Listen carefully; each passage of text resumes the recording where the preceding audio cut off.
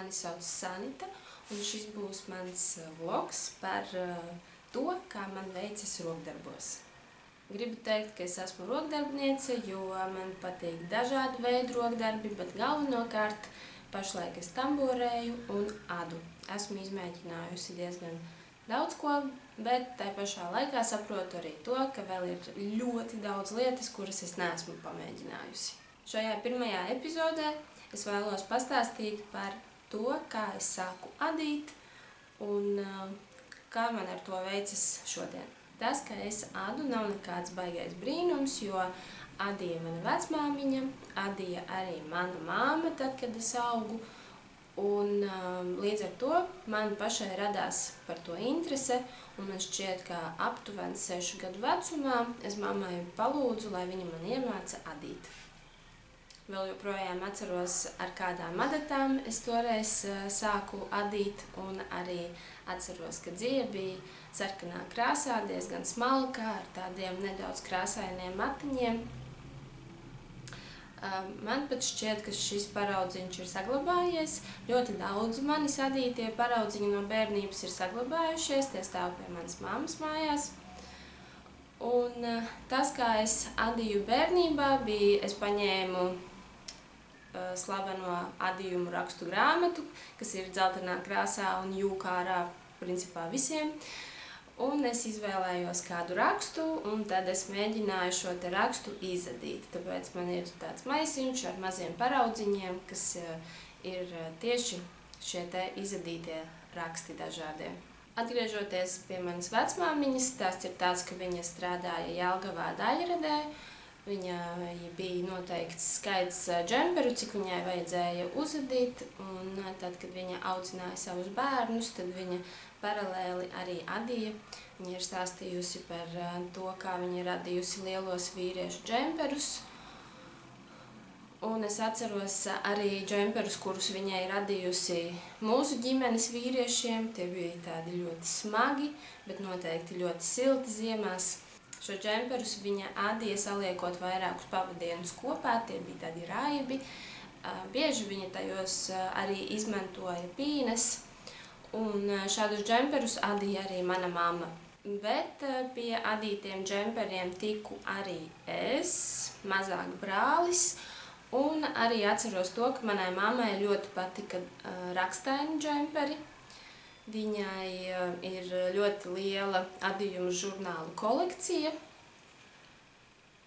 un tad viņa, protams, šķirstīja šos te žurnālus, meklēja, kāds raksts viņai patīk, un tad man tapa kāds džemperis vai arī jaka. Tagad, kad mēs abas esam runājušas par to adīšanu, viņa saka, ka es jau esmu tikusi daudz tālāk par viņu, jo es esmu iemācījusies adīt reglāni no augšas, viņa tā neadīja. Viņa parasti adīja jakas un džemperus pa daļām un tad šuva tos kopā. Atceros, ka tad, kad es jau paliku lielāka, mamma man ļāva izvēlēties, kādu dziju es gribētu savam džemperim vai jakai, un bieži tās bija tādas efektdzijas, bet atceros, ka mamma principā nepievērsa uzmanību ļoti lielu tam, kāds sastāvs ir šai te dzijai. Vienkārši, ja mums patika, tad mēs viņu arī nopirkām, un no tās tad man tapa šis te izstrādājums. Bet, ja es tagad jau domāju par to, kā es skatos uz dziju, tad es pievēršu uzmanību jau arī sastāvam. Akrila dzijas es vairāk nepērku nemaz, bet nevar arī teikt, ka visu esmu izmēģinājusi. Patīk arī eksperimentēt ar dzijām, vēlos arī pirkt tādas, kuras vēl nekad neesmu izmēģinājusi. Tā kā vēl ir ko darīt un vēl ir ko iepazīt. Atceros arī, kad gāju vēl pamatskolā, nezinu, kurā klasē īsti tas bija, tā bija kāda 5. vai 6. klase, kad mums mājturībā bija jāada. Un mūsu uzdevums bija adīt tādu garu paraudziņu, kurā bija iekļauti dažādi raksti.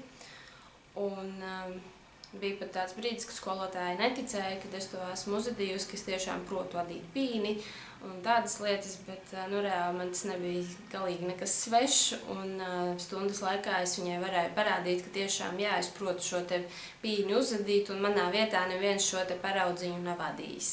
Bija arī tāds laiks, kad es neadīju, tie, manuprāt, bija pusauģi gadi, un tātad 2014. gadā mana draudzene gaidīja bērniņu, un es pēc YouTube pamācībām sāku adīt bērnu zābaciņus. Un tad es pamazām sāku adīt arvien vairāk, un tapa jau arī lielāki darbi priekš manis. Es uzadīju vesti ar pīnēm un arī džemperi ar tīkliņa rakstu. Tad es sāku adīt arī zeķes savam draugam, kurš nu jau ir principā mans vīrs.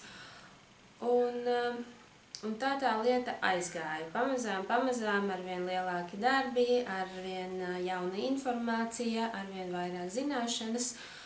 Un 2018. gadā es atvēru savu Etsy veikaliņu ar domu varbūt kaut ko nedaudz nopelnīt. Un šo to es tur pārdevu. Tieši ar adīšanu saistītas tās bija cepures. Jā. Tas ir Maksis, mūsu jaunākais ģimenes loceklis. Un patiesībā no adīšanas vairāk es arī neatceros, ka es kaut ko būtu pārdevusi. Bija arī laiks, kad es piedāvāju adīt bērnu cimdiņus, tādus maziņus ar pūcītes rakstu.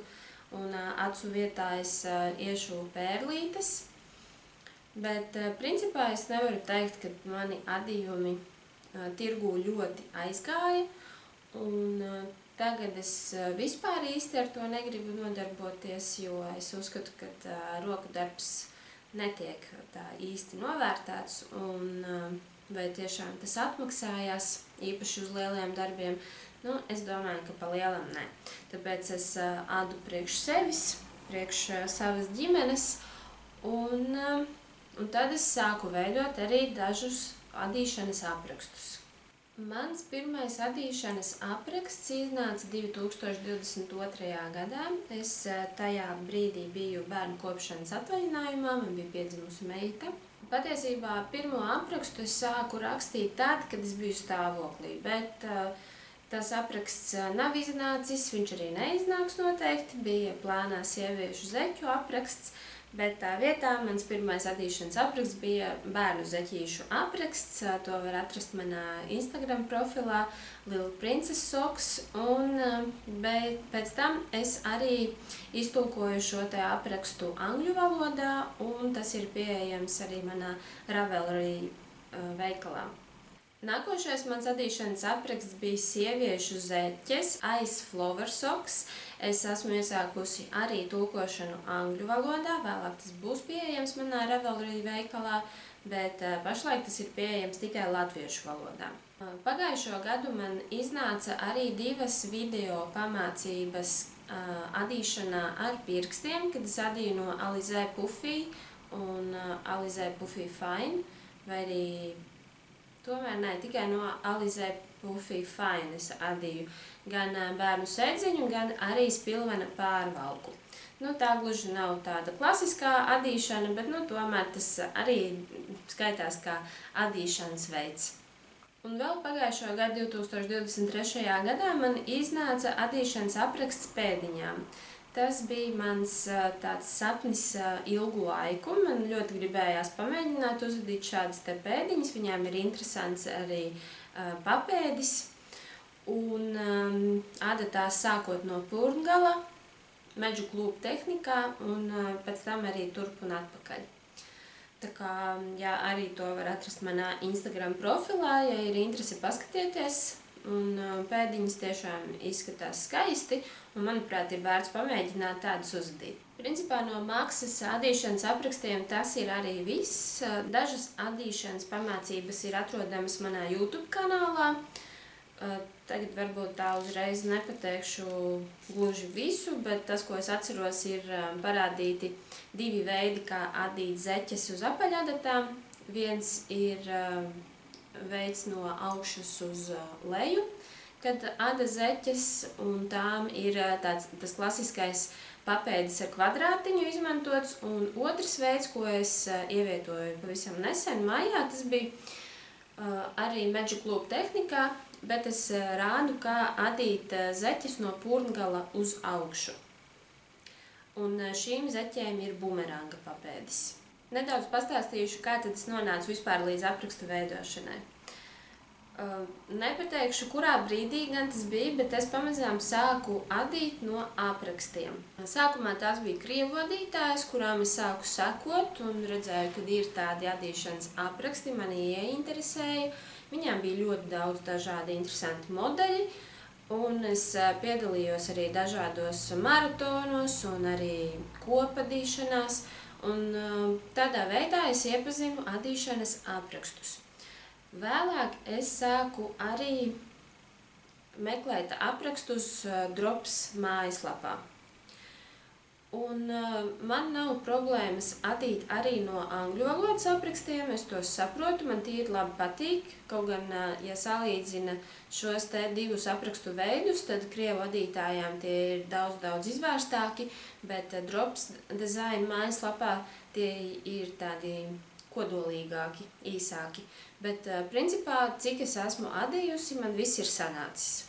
Arī pēdējais džemperis, ko es šogad esmu pabeigusi, ir no šīs te mājaslapas, bet par to nedaudz vēlāk.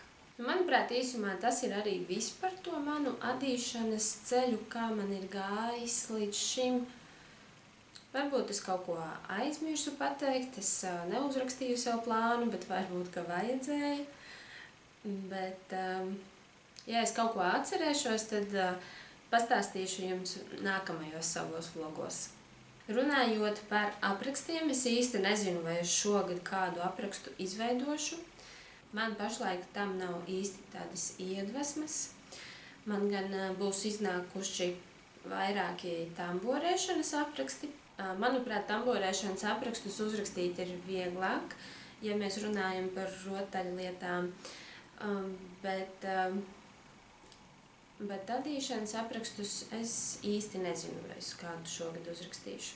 Es gribēju iegādāties arī 2 grāmatas angļu valodā tieši par to, kā rakstīt aprakstus adīšanas, bet es šīs grāmatas nenopirku, varbūt kādu citu reizi.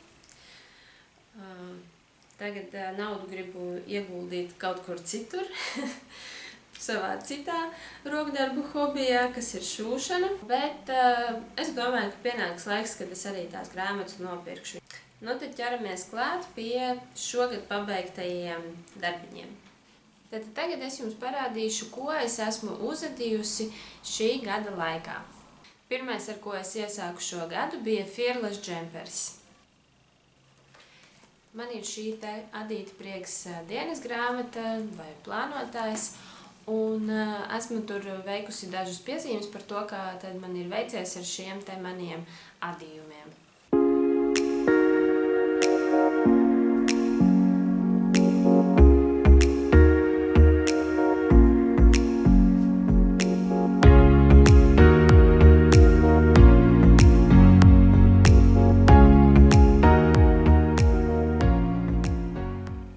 Tātad par manu Fearless džemperi. Es šo džemperi iesāku adīt 5. janvārī un pabeidzu aptuveni 18. martā. Var teikt, ka es adīju viņu 3 mēnešus, bet tas nav tāpēc, ka tur ir kaut kas nenormāli sarežģīts, bet vienkārši tāpēc, ka man fiziski tam nebija laika. Es nevarēju tā piesaisties un dažu nedēļu laikā, teiksim, to uzadīt. Tāpēc man tas ievilkās uz 3 mēnešiem. Domāju, ka daudzām jau tas ir zināms, bet tomēr šo te aprakstu var atrast Radām žurnālā numur 3. Priekš sava auguma es izvēlējos adīt 2. izmēru. Savu Fearless džemperi es adīju no Drops Lima, 50 grami, 100 metri, un šī ir krāsa numur 9018. Manuprāt, krāsa ir ļoti skaista. Tāda jūras zila. Un dzīves sastāvs ir 65% vilna, 35% alpaka. un man kopumā izgāja apmēram 14 kamoli. Pirku gada sākumā, kad drops Lima bija atlaides un sanāca ļoti izdevīgi. Par džemperi es samaksāju aptuveni 27 eiro tikai, un tas ir diezgan lēti, manuprāt. Adīju es ar 4 mm adatām, lai gan aprakstā, manuprāt, ieteicamās bija 4,5 mm. Man nesakrita adījuma blīvums ar norādīto, tāpēc es paņēmu mazākas adatas. Un es nevaru teikt, ka arī blīvums tagad perfekti sakrita, bet tur pa vienu valdziņu šur tur atšķīrās. Man bija tātad aprakstā bija norādītas 28 rindas, man bija 27 rindas. Un bija norādīts 21 valdziņš, man bija 20 valdziņi. Tā kā it kā tā atšķirība nav liela, bet varbūt jau, ka tomēr tas kaut ko mainīja. Kopumā apraksts, manuprāt, nav sarežģīts, arī schēma ir tāda labi saprotama, un man nekādas baigās problēmas nekas neradīja. Vienīgais, ar ko es saskāros, mana grūtība bija valdziņu uzmešana piedurknē. Es reāli nesapratu, kā uzmest valdziņus pēc tā, kā ir norādīts aprakstā, bet pēc bildes es nopratu, ka tas ir kaut kas līdzīgs tubular custom, tāpēc es izmantoju šo te metodi. Manuprāt, iznākums ir tāds pats, kā tas bija domāts ar to, kas ir norādīts aprakstā, bet reāli tiešām vairākas reizes mēģināju uzmest šādā veidā valdziņus, bet man galīgi nesanāca. Varu teikt, ka tas otrais izmērs man der. Tā kā ķermenim ir tas oversize efekts, bet nav arī tik ļoti plats. Tās, kuras varbūt ir pētījuši šo te aprakstu, zina, ka žurnālā modelē ir uzvilkts 4. izmēra džemperis. Un, protams, izskatās ļoti glīti, man pašai ļoti patīk, bet es priekš sevis nedaudz baidījos adīt 4. izmēru, tāpēc izvēlējos 2. Varbūt būtu derējis arī 3. izmērs, jo tas ķermenis pats ir plats tam džemperim. Visa tā stāva daļa ir plata, bet rokas ir diezgan šauras. Un šajās te vietās es jūtu, ka ir diezgan pašauras. Nav tā, ka ir ļoti šaurs, bet varbūt, ka varētu būt brīvāks. Iespējams, ja mans blīvums būtu sakritis ar to, kas ir norādīts žurnālā, būtu ļoti labi. Bet tā kā man tur bija nedaudz nelielas tādas nobīdes, tad, ir kā ir. Bet vispār džemperis mani apmierina, arī dzija man patīk, priekš manis tā nav baigi kodīgā, es jau dažas reizes esmu uzvilkusi arī uz darbu šo te džemperi. Tā kā, jā, viss ar viņu ir kārtībā. Vēl viena lieta saistībā ar šo te džemperi, to ada pa detaļām, un tā kā es uz šūšanu principā esmu uz jūs, man ļoti nepatīk šūt detaļas kopā, tad es ņēmu talkā tambora adatu un ar ķēžu stabiņiem satamborēju kopā visas detaļas.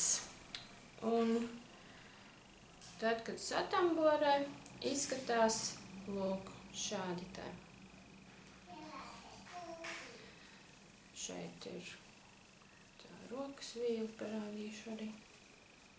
Redziet, izskatās arī ļoti glīti. Vīle neveidojas ļoti bieza. Un priekš manis šis ir labākais risinājums. Lūk, tā kā nāks atkal drīz jau rudens, nāks augstais laiks. Šis džempers noteikti man vēl noderēs. Nākamais mans pabeigtais adījums šogad ir šīs te vilnas zeķes. Nokrāsa ir gandrīz tāda pati kā manam Fearless džemperim. Bet teikšu godīgi, man šī krāsa arī ļoti patīk. Šīs zeķes esmu adījusi sākot no purngala ar Judits Kasto metodi. Tātad no purngala adīju uz augšu, ir bumeranga papēdis. Un šīs te noraukums ir veidots ar šujamās adatas palīdzību. Ir izveidojusies tāda glīta pīnīta. Kā adīt šādas te zeķes, es esmu ielikusi arī savā YouTube kanālā. Domāju, ka arī nāks rudens, un tad tas viss paliks aktuālāks un varbūt kādai no jums noderēs, un kāda vēlēsies izmēģināt, kā uz apaļadatām uzadīt šādas te zeķes, sākot no pūrgala. Šīm zeķēm esmu izmantojusi Regijas dziju ar nosaukumu Merino Jak. Šī ir viena no manām zeķu favorītu dzijām. Lai gan šai te dzijai metrāža ir principā tāda pati kā visām zeķu dzijām, tomēr tas pavadiens var just, kad ir tāds rupjāks, biezāks, un tādēļ arī mans adījuma blīvums ir atšķirīgs. Piemēram, ja salīdzina, kā man ir ar Alizē Superwash vai arī šis te Merino Jaks, tad atšķirība ir jūtama. Ja es uzmetu tikpat daudz valdziņus no abām divām dzijām, tad no Merino Jak manas zeķes noteikti sanāks lielākas nekā no Alizē Superwash. Bet zeķes sanāk tādas mīkstas, pabiezas un noteikti arī būs siltas.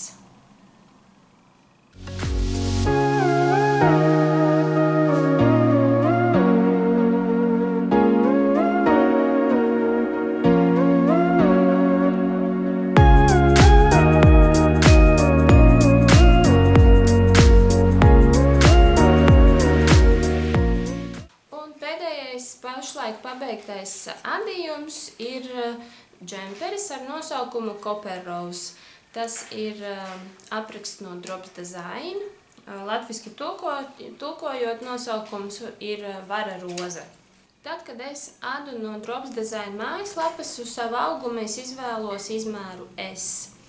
Tad vispār viņiem ir tāda forša lieta, ka tu izvēlējies to aprakstu, kuru tu vēlēsi adīt, un tad uzspied uz izmēru, kurš tev ir nepieciešams.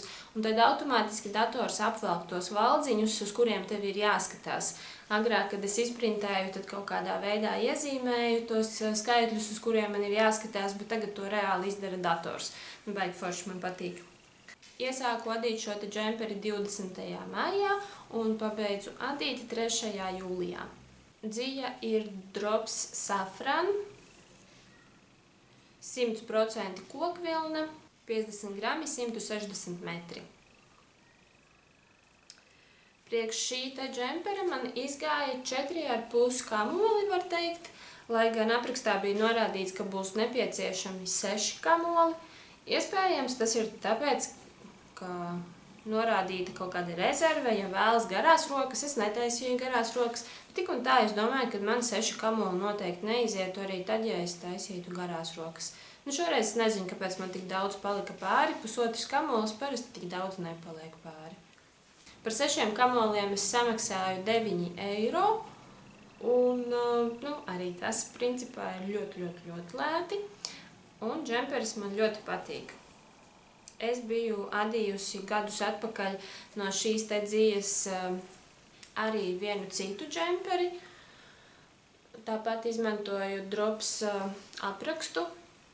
Un tad, kad es viņu ikdienā sāku lietot, es sapratu, ka man tā kokvilnas dzija ļoti patīk vasarā. Siltā laikā ļoti forši. Tādēļ es arī nolēmu uzadīt vēl vienu džemperi. Adīju ar 3 mm adatām un apkaklīti, un šos te valnīšus es adīju ar 2,5 mm. Varu teikt, ka šis apraksts arī bija vienkāršs, nekādas problēmas tas man neradīja. Un šim džemperim ir tāda interesanta konstrukcija. Augšā ir izklaidus reglāns, var redzēt, un pēc tam pāriet uz klasisko reglānu. Šeit veidojas šī strīpiņa reglāna. Raksts arī ļoti skaisti izskatās, man ļoti patīk. Firlas džemperim bija pumpiņas, šim te ir pumpiņas, jau es esmu ļoti daudz pumpiņas sādījusies šogad. Tā, un noraukšanai es, principā tagad visur izmantoju tubular bind-off metodi. Man ļoti patīk, kā izskatās. Foršāk nekā tad, kad veidojas tā parastā pīnīte. Man kaut kā liekas, ka šis rada tādu skaistāku to nobeigumu efektu.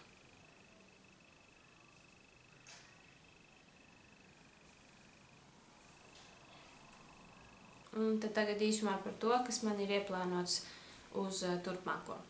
Sākšu ar to, ka es gribu izadīt savus zeķu dzīvu atlikumus, un pašlaik man uz adatām ir šāda te zeķe no Alizē Superwash.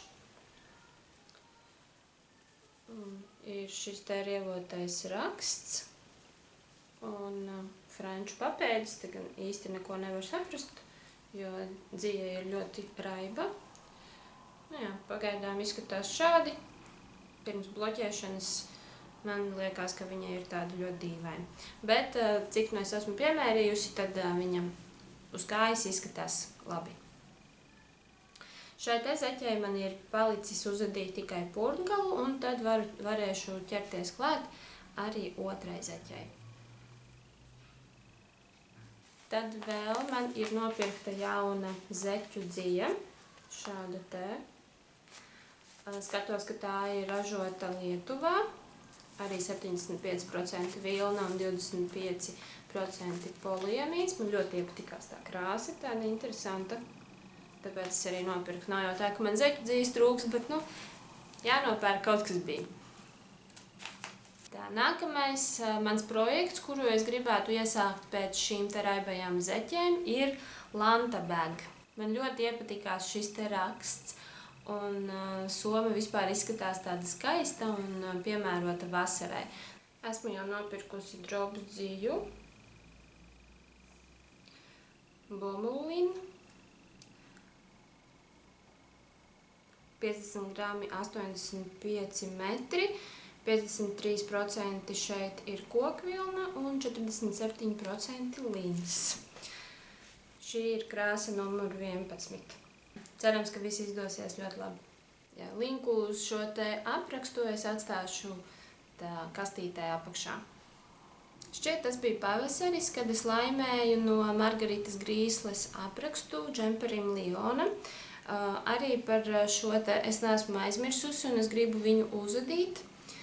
Šo te džemperi gribu adīt no Sandnes Gārna dzijas, mini alpaka. Un vēl klāt pielikt drops Kids Silk. Sandnes Gārna dzija jau ir, man šķiet, cits līmenis, cits izcenojums. Un priekš džempera ir nepieciešams diezgan daudz. Tur ir nedaudz jāieguldās jau, tāpēc mani vēl ir jāiekrāj priekš šī te pasākuma. Arī drops Kids Silks nav tik ļoti lēts.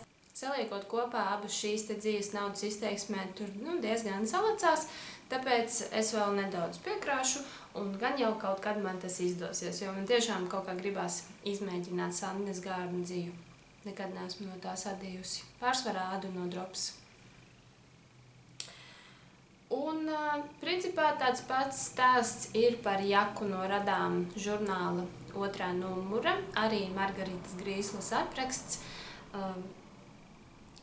Jaku sauc Debes pieskāriens. Tur ir izmantota dzija no Lamana. Arī Lamanai ir cits izcenojums jau nekā dropsam. Bet man gribās pamēģināt arī šo dziju, un es ticu, ka kaut kad es saņemšos un es to nopirkšu. Bet pagaidām tie ir tādi mani nākotnes plāni, uz kuriem tad tiekties. Paldies, ka skatījāties! Ceru, ka bija interesanti. Ja jums ir radušies kādi jautājumi, droši tos rakstiet komentāru sadaļā, es uz tiem atbildēšu. Ja ne rakstiski, tad varbūt savā nākamajā vlogā. Es ceru, ka šim video būs skatījumi un ka man būs iedvesma uzfilmēt vēl kādu video. Tā kā paldies, ka bijāt ar mani šo laiku un uz tikšanos citreiz!